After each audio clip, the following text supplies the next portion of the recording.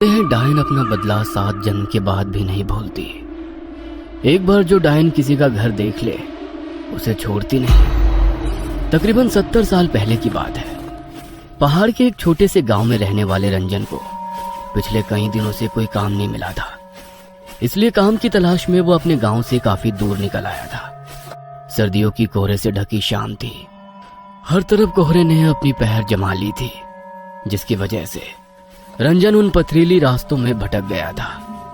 तभी उसने देखा कि पीपल के घने पेड़ के नीचे एक बाबा बैठे हुए चिल्लम फूंक रहे हैं। उस रात के साए साए करते सन्नाटे में किसी इंसान को देखकर रंजन की कुछ हिम्मत बढ़ी और वो जाकर बाबा के पास बैठ गया।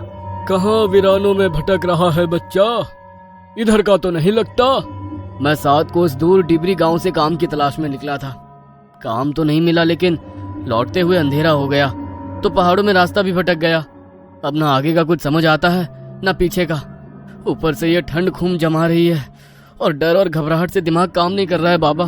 पहाड़ों में ऐसे दिन ढले वीरान रास्तों पर निकलना ठीक नहीं होता। तू ये जो नहर के साथ वाली पगडंडी है उसे पकड़ कर निकल जा। आगे एक गांव पड़ेगा, वहां जाकर मदद मांग लेना। और हाँ, अब रास्ते में रुककर इधर उधर मत देखना। रंजन को बाबा की बातें और उनकी वेशभूषा बहुत रहस्यमयी सी लग रही थी। बाबा के सर से लटकती लंबी जटाएं उनकी मुंह को ढके हुए थी। हाड़ कपाती ठंड में उनके शरीर पर नाम मात्र के कपड़े थे और आंखों में इतनी सुर्खी थी कि देखकर कोई भी डर जाए। ठंड से परेशान है बच्चा? ये ले, 2 कश भर ले, थोड़ी राहत मिल जाएगी। रंजन पहले से ही बहुत घबराया हुआ था। इस समय उसे बाबा की कही बातों को मानने के अलावा कोई और चारा नजर नहीं आ रहा था। थोड़ा सा कुचाते हुए उसने हाथ आगे बढ़ाया और चिल्लम बाबा के हाथों से लेकर 2 गहरे कश खींच लिए। अपनी बात कहने के बाद बाबा फिर से सर झुकाकर अपने चिल्लम सूखने में व्यस्त हो गए। रंजन कुछ पल वहीं खड़ा रहा और फिर चुपचाप बाबा के बताए रास्ते पर आगे बढ़ने लगा। जैसे जैसे वो आगे बढ़ रहा था, पास के जंगल से आती जंगली जानवरों की हो की आवाज से उसके बदन में डर की झुरझुरी सी दौड़ रही थी। अचानक उसे अपने पीछे किसी के कदमों की पात चाप सुनाई पड़ने लगी। इतने सुनसान रास्ते में अचानक कौन मेरे पीछे पीछे चल रहा है? किंतु बाबा ने कहा था मुझे पीछे मुड़कर नहीं देखना है। क्या करूं, कुछ समझ में नहीं आ रहा। रंजन अभी कुछ समझ पाता कि उसे अपना नाम सुनाई दिया। रंजन, रंजन, इतनी जल्दी मेरी आवाज भूल गया? अपना नाम सुनकर रंजन ने चौंक कर पीछे मुड़कर देखा तो उसे अपने ठीक पीछे वही बाबा दिखाई देते हैं। आओ, मैं तुम्हें ये रास्ता पार करा देता हूँ। तुम्हें डर लग रहा था ना? बोलो, कहाँ तक जाओगे? लेकिन अचानक से बाबा यहाँ कैसे आ पहुंचे और उन्हें कैसे पता मुझे डर लग रहा है? लगता है तुझे मेरी मदद की जरूरत नहीं। नहीं, ऐसी बात नहीं है। बस मेरा कोई ठिकाना नहीं बाबा। काम की तलाश में निकला था। रात में किसी गांव में डेरा लगा लूंगा, सुबह फिर काम ढूंढने निकलूंगा। इस रास्ते से दाएं घूम जाना, आगे एक जंगल दिखाई देगा। वहां पर एक बूढ़ी रहती है। किसी विश्वास के आदमी को ढूंढ रही है जो उसके बंगले की मरम्मत कर दे। बदले में तुम्हें अच्छे रकम दे देगी, लेकिन उसकी एक शर्त है कि बस अपने काम से काम रखना होगा। घर में किसी सामान को हाथ नहीं लगाना है और बूढ़ी से कोई सवाल भी नहीं करना है। एक और बात का ख्याल रखना, बूढ़ी औरत के पीछे जाने की गलती कभी ना करना। मुझे बस काम मिल जाए, इसके अलावा मुझे उस बूढ़ी से कोई मतलब नहीं। आपका बहुत बहुत धन्यवाद बाबा। लेकिन इतनी रात गए, क्या वहां जाना सही रहेगा? तुम जाओ, वो बुढ़िया रातों को सोती नहीं है। तुम्हें वो तुम्हारा इंतजार करती मिलेगी। रंजन को बाबा और उनकी बातें अब भी और रहस्यमयी लग रही थी, लेकिन इस समय उसके पास ना तो रात गुजारने का कोई साधन था, ना काम का ठिकाना। काम के लालच में वो बाबा के बताए सुनसान रास्ते की ओर मुड़ गया। कुछ देर बाद उसे एक पुराना सुनसान सा बंगला दिखाई दिया। बंगले को देखकर ऐसा लगता तो नहीं कि यहाँ कोई रहता होगा। जैसे ही रंजन बंगले के दरवाजे के सामने पहुंचता है, वो दरवाजा खुद ब खुद खुल जाता है और उसके सामने काले घाघरे और चुनरी से मुंह छुपाए एक बूढ़ी दिखाई देती है। कौन हो? यहाँ क्या करने आए हो? माई आपको मिस्त्री की जरूरत है? मैं आपका काम पूरा कर दूंगा, बस काम की तलाश में यहाँ आया हूँ। हाँ ठीक है, मुझे ज्यादा सवाल करने वाले लोग पसंद नहीं।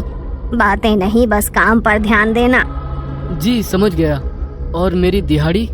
पैसों की तू चिंता मत कर, तेरी इच्छा से ज्यादा ही मिलेगा। बूढ़ी उसे अपने साथ बंगले के अंदर ले जाती है। अंदर का माहौल कुछ अजीब था। पूरे घर में अजीबो गरीब सी चीजें दिखाई दे रही थी। जगह जगह छोटे छोटे आईने लटके दिखाई दे रहे थे और उन आईनों के साथ अलग आकार की काले कपड़े से बनी गुड़िया लटकती हुई दिखाई दे रही थी। उन सभी गुड़ियों को देखकर रंजन को कुछ अजीब सी सिहरन महसूस हो रही थी। काली गुड़िया की आंखों के आसपास लाल रंग टपकता दिखाई दे रहा था, जिससे वो बहुत भयानक दिखाई दे रही थी। ये घर कुछ अजीब सा क्यों महसूस हो रहा है मुझे? इतने अजीबोगरीब सामान। लेकिन बुढ़िया ने कहा है कि कोई सवाल नहीं करना है, इसलिए अपने मन की शंका मनी में दबाए रंजन बंगले के उस भाग में पहुंच जाता है जहां पर उसे मरम्मत का काम करना था। बुढ़िया ने उसे रात में ठहरने को एक कमरा दिखा दिया और अगले ही दिन से काम शुरू करवा दिया। इस आंगन को खोद कर यहाँ पर एक पक्का कुआं बनाना है। कर पाओगे? मेहनत का काम है। और हाँ, इसके आसपास चारों ओर दीवार बनाकर घेरा भी करना है। रंजन खुशी खुशी काम करने के लिए तैयार हो गया था। दिन भर बिना मुंह से चू की भी आवाज किए वो अपने काम में लगा रहता। बदले में बुढ़िया उसे दुगनी मजदूरी और दोनों टाइम का खाना खिला देती। एक सप्ताह के बाद काम पूरा हो गया। ये ले तेरा हिसाब। डिमरी गांव से आया है ना तू? हाँ, डिमरी से ही आया हूँ, लेकिन आपको कैसे पता? रंजन की बात सुनकर बुढ़िया ने गुस्से से उसकी ओर देखा। बोला था ना कोई सवाल नहीं। सुन, मेरा एक काम करेगा। तेरे गांव में एक आदमी रहता है, सज्जन सिंह। जानता है उसे? नहीं, जानता तो नहीं हूँ, लेकिन उसकी गांव में एक बड़ी दुकान है, इसलिए नाम सुना है उसका। मेरा दूर का रिश्तेदार है, उस तक कुछ सामान पहुंचाना है। तुझे इस काम के बदले मैं थोड़े पैसे और दे दूंगी। अरे गाना। रंजन खुशी खुशी बुढ़िया का सामान पड़ोस के गांव तक पहुंचाने को तैयार हो जाता है। बुढ़िया ने एक पोटली बांधकर उसे थमाई और कुछ पैसे देकर विदा कर दिया। रंजन ने एक सप्ताह काम करके अच्छा धन इकट्ठा कर लिया था। पोटली लेकर वो सज्जन सिंह के घर पहुंच जाता है। जी, क्या आप ही सज्जन सिंह हो? और सज्जन सिंह के लिए ये सामान उनकी किसी जानने वाली ने भिजवाया है। कहाँ से आए हो? किसने भिजवाया है? मुझे ज्यादा जानकारी नहीं है, मैं तो साथ को उस दूर काम करने गया था। वहीं एक बुढ़िया मिली जिसने ये सामान आपको देने के लिए कहा। सज्जन सिंह हैरानी से वो पोटली खोलकर देखता है तो उसकी चीख निकल जाती है। तुरंत ही वो उस पोटली को वापस बांधता है और उसे वापस पकड़ा देता है। इसे तुरंत वापस देकर आओ, जिसने तुझे ये दी है। ये मेरा सामान नहीं है, और खबरदार, अगर आज के बाद यहाँ दिखाई दिया, मुझसे बुरा कोई नहीं होगा। सज्जन सिंह को गुस्से में देखकर रंजन पोटली लेकर अपने घर आ जाता है। आजकल किसी के साथ भलाई करने का जमाना ही नहीं रहा। साथ को उससे मैं ये पोटली ढोकर लेकर आया और यहाँ आकर उस बूढ़े ने सामान लेने से इनकार कर दिया। कहता है मैं तुरंत जाकर उसे वापस करके आऊँ। अरे छोड़िए ना, आपको क्या जरूरत है वहाँ जाने की? इसमें जो भी सामान है उसे हम रख लेते हैं। कोई मूर्ख ही होगा ना जो इतनी दूर ये सामान लौटाने जाएगा। पागल मत बन, हमें इसे खोलने की भी जरूरत नहीं है। जो भी सामान है हम वापस कर देंगे, बस जो अपना नहीं वो मिट्टी। रंजन की पत्नी को जाने की जिद थी। वो हर हाल में देखना चाहती थी कि इस पोटली में बुढ़िया ने क्या कीमती सामान दिया है। इसलिए रात को रंजन के सोने के बाद वो पोटली खोल देती है। पोटली देखकर उसके पैरों के नीचे से जमीन निकल जाती है। इस पोटली में तो बड़ा ही अजीब सा जादू टोने का सामान रखा हुआ है। हे भगवान, कहीं इसीलिए तो उस बूढ़े ने ये सामान इनसे वापस करने को तो नहीं कहा था। और ये क्या, इस काली गुड़िया ने तो हूबहू मेरे जैसे कपड़े पहने हुए हैं। उर्वशी पसीने से तरबतर हो गई थी। अगली सुबह। सुनिए जी, ये पोटली उस बुढ़िया को वापस देकर आइए, और चाहे जो हो जाए आप वहाँ एक पल को भी ठहरना मत। तूने ये पोटली खोली थी क्या? नहीं नहीं, मैंने कुछ नहीं देखा, बस तुम ये वापस देकर आओ। रंजन वो पोटली लेकर घर से निकलकर अभी कुछ ही दूर पहुंचा था कि सज्जन सिंह के घर से रोने की आवाजें सुनाई दी। अरे भाई, बड़ी बुरी मौत हुई सज्जन काका और उनकी पत्नी की। लगता है किसी ने मारकर फांसी पर लटका दिया हो। लेकिन हैरानी की बात तो ये है कि कमरा अंदर से बंद था। ऐसा कैसे हो सकता है भला? भाई मुझे तो कुछ ऊपर का चक्कर लग रहा है। ये किसी इंसान का काम नहीं हो सकता। हालत देखी थी दोनों की, पूरा शरीर ऐसे मरोड़ा हुआ था जैसे कोई कपड़े की गुड़िया को मरोड़ता है। रंजन को गांव वालों की बात सुनकर एक झटका सा लग गया था। एक के बाद एक उसे सज्जन सिंह की कही हुई बातें और पोटली देखने के बाद डर से सफेद पड़ा चेहरा याद आने लगा। ना जाने क्या पहेली है इस पोटली की। कल मैंने ये पोटली दी और आज सुबह उसकी मौत हो गई। रंजन तेजी से बुढ़िया के बंगले की ओर बढ़ा जा रहा था। आज जब वो बंगले के सामने पहुंचा तो पाया बंगले के दरवाजे पर एक ताला लटक रहा है और बंगला भी उसे कुछ ज्यादा ही सुनसान सा नजर आया। रंजन अब इस बंगले और बुढ़िया का सच जानना चाहता था, इसलिए वो ताला तोड़कर उसके अंदर घुस जाता है। अंदर का नजारा देखकर उसकी आंखें आश्चर्य से फैल गई थी। बुढ़िया के कमरे में 3 नई काली गुड़िया लटकी हुई थी और उसमें से एक गुड़िया के कपड़े उसे कुछ जाने पहचाने नजर आ रहे थे। रंजन घबराकर उस बंगले से निकलकर बाहर सड़क की ओर आ जाता है। भाई कुछ पता है ये बुढ़िया कब तक लौट कर आएगी? रंजन की बात सुनकर उस आदमी ने उसे ऊपर से नीचे तक घूरते हुए कहा, पागल है क्या भाई? ऐसा क्यों कह रहे हो भैया? क्योंकि यहाँ कोई नहीं रहता। 50 साल से लटका है ये ताला। और हाँ, भूत बंगला है ये।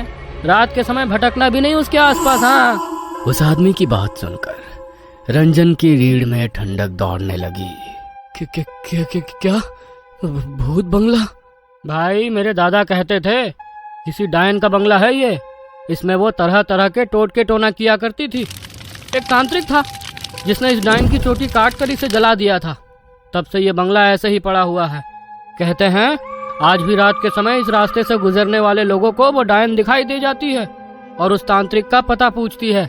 अपने सूखते हलक से रंजन ने अपना आखिरी प्रश्न किया। तांत्रिक? कहाँ रहता है वो तांत्रिक? कुछ मदद कर पाओगे क्या?